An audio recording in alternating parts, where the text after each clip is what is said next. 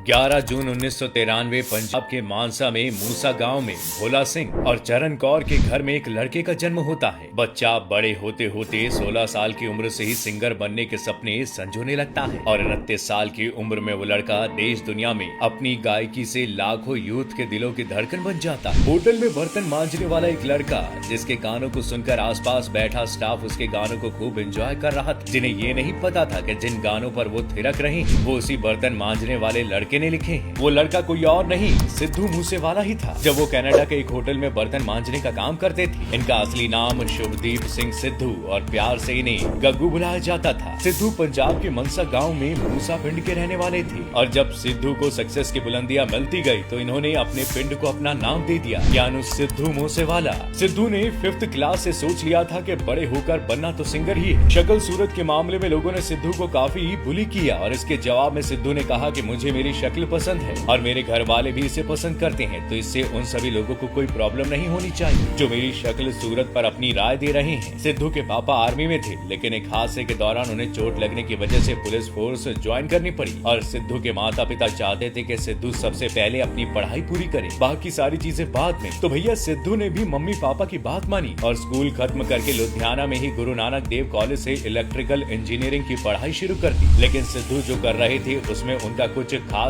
मन नहीं लग रहा था, तो उन्होंने सोचा कि क्यों ना गाने गाए जाए। लेकिन इसमें भी प्रॉब्लम थी क्योंकि उन्हें गाना लिखना आता ही नहीं था। वो चाहते थे कि कोई लेखक उनके लिए गाने लिख दे। कई राइटर्स को फोन करने के बाद किस्मत से एक राइटर सिद्धू के लिए गाना लिखने के लिए राजी हुए। उसने कहा कि मेरे पिंड यानी गांव आ जाओ। बस फिर क्या था, सिद्धू ने बिना सोचे समझे बाइक उठाई और पहुंच गए राइटर के गांव। लेकिन जैसे ही सिद्धू उस राइटर के पास अपना पहला गाना लिखवाने पहुंचे तो उसने सिद्धू को उल्टे पांव वापस भेज दिया, ये कहकर कि आज नहीं किसी और दिन आना। जिस बात का सिद्धू को काफी बुरा लगा और फिर सिद्धू ने तय किया कि आज के बाद किसी और का लिखा हुआ गाना नहीं गाऊंगा। और फिर सिद्धू अपने हॉस्टल आए और गाना लिखना शुरू कर दिया। लेकिन अब इसमें चैलेंज ये था कि एक तो लड़का नया और ऊपर से गाना भी पहली बार लिखा, तो अब इसके गानों को गाए कौन। बता दें कि सिद्धू का पहला गाना लाइसेंस था जिसे खुद सिद्धू ने लिखा था और इसमें चटखारेदार बात तो ये थी कि इस गाने को गाने के लिए रेडी हुए सिंगर निंजा और देखते ही देखते ये गाना खूब चला। और फिर सिद्धू ने लिखा दूसरा गाना जिसे गाया डीप ने और ये गाना भी अच्छा खासा चल रहा था। अब 2 गाने सिद्धू मूसेवाले के चल तो रहे थे, लेकिन इसमें सिद्धू को कोई खास पहचान नहीं मिल रही थी। अब जैसा कि हम सब जानते हैं कि जो दिखता है वही बिकता है, क्योंकि लोग जानना चाहते हैं कि आखिर जिस गाने के चर्चे इतने हैं वो लिखा किसने है और उसी को आम आदमी की नजर में सिंगर कहा जाता है। लेकिन सिद्धू उस वक्त इतने बड़े नहीं हुए थे, तो सिद्धू ने पूरा किया अपनी ग्रेजुएशन का सिलसिला, जिसके लिए वो कनाडा चले गए क्योंकि पढ़ाई का सपना मम्मी पापा का भी तो पूरा करना था। अब कनाडा में जो कोर्स वो कर रहे थे वहाँ कुछ गड़बड़ हो गई, जिसके बाद सिद्धू के एक अंकल ने उनका कॉलेज बदलवा दिया। अब जैसा कि मैंने बताया कि सिद्धू का मन तो नहीं था इंजीनियरिंग में, तो उन्होंने दूसरे कॉलेज में कोर्स बदल लिया और चुन लिया होटल मैनेजमेंट को। तब तक सिद्धू कुछ गाने गाना शुरू भी कर चुके थे और उनके कुछ गाने आ भी गए थे, लेकिन इसके बाद भी सिद्धू को कोई जानता नहीं था। अब होटल मैनेजमेंट की पढ़ाई तो कर ली, पर दिक्कत आई ट्रेनिंग में। असल में जिस होटल में सिद्धू की ट्रेनिंग चल रही थी वहाँ सिद्धू को बीफ काटना पड़ता था और सिद्धू ठहरे प्योर वेजिटेरियन, तो सिद्धू इसके लिए अपने कुछ दोस्तों की मदद लिया करते थे और सिद्धू को बर्तन धोने पड़ते थे। लेकिन गाने सिद्धू के तब तक आने लगे थे। अब इसमें मजे वाली बात तो ये थी कि जिस होटल में सिद्धू काम कर रहे थे वहाँ नाइजीरिया के कई सारे लोग थे और वो लोग सिद्धू के गानों पर खूब थिरका करते थे और सिद्धू को ही दिखाते थे कि देखो क्या लाजवाब सिंगर है। इस पर जब सिद्धू बोला करते थे कि ये गाना मैंने ही गाया है तो कोई विश्वास नहीं करता था। तो आप समझ रहे हैं कि इंसान को काम के साथ सूरत भी दिखानी है। आपको काम को नाम मिलेगा, तो सिद्धू ने ये वक्त भी देखा। फिर कनाडा में ही सिद्धू ने एक गाना बनाया जी वैगन, अपनी पहली म्यूजिक एल्बम बनाई PBX1 और एक गाना बनाया अपने हिटर्स के लिए जिसका नाम था लाइफस्टाइल। और देखते ही देखते सिद्धू के गाने खूब धूम मचा रहे थे और बड़े बड़े म्यूजिक चार्ट्स पर सिद्धू के गाने भी लिस्ट में होने लगे और सिद्धू एक जाना माना नाम बन गया। लेकिन सिद्धू का बुलंदियों पर चढ़ना उनके कुछ हिटर्स को पसंद नहीं आ रहा था और वो उनकी शक्ल सूरत पर कमेंट करने लगे। लेकिन सिद्धू तो हमेशा से ही बोलते आए हैं कि मैं तो एक जट परिवार का लड़का हूँ, उन्हीं के जैसा दिखता हूँ, किसी हीरो जैसा दिखता नहीं हूँ और बॉलीवुड में मुझे जाने का कोई शौक भी नहीं है क्योंकि बॉलीवुड मेरी समझ से परे है। सिद्धू अपने तरीके से गाने लिखते हैं, उन्हें गाते हैं और उनका कहना था कि वो अपने आसपास जो देखते थे वो फील करते थे, उसे वो अपने शब्दों में उतारा करते थे। सिद्धू मूसेवाला के गानों से यूथ में काफी थिरकन थी, लेकिन